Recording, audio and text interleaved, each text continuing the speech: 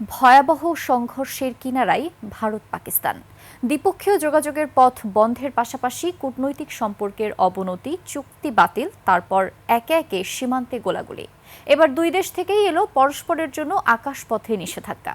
এদিকে ভারত পাকিস্তানের সাথে কাশ্মীর হামলা নিয়ে আলোচনা করেছে যুক্তরাষ্ট্র। আফসানা নীলার ডেস্ক রিপোর্ট।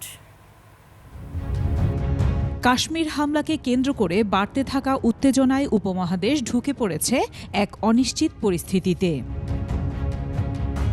দুই দেশের নিয়ন্ত্রণ রেখায় সবশেষ পাকিস্তান নিরাপত্তা বাহিনীর গুলিতে ধ্বংস হয়েছে ভারতীয় সেনাবাহিনীর চেকপোস্ট আর বাংকার। এরই মধ্যে পরস্পরের আকাশপথে এসেছে নিষেধাজ্ঞা।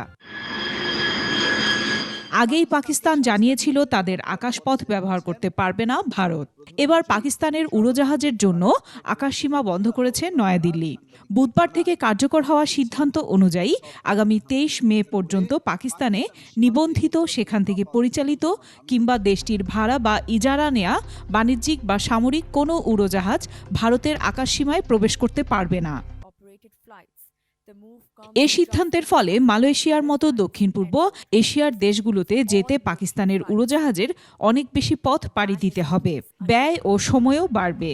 অপরদিকে পাকিস্তান আকাশসীমা বন্ধ করায় ভারতের অনেক উড়োজাহাজকেও একই সমস্যার মুখোমুখি হতে হচ্ছে। এদিকে কাশ্মীরের সন্ত্রাসী হামলার ঘটনা নিয়ে পাকিস্তানের প্রধানমন্ত্রী শাহবাজ শরীফ ও ভারতের পররাষ্ট্রমন্ত্রী এস জয়শঙ্করকে ফোন করেছেন যুক্তরাষ্ট্রের পররাষ্ট্রমন্ত্রী মার্কো রুবিও।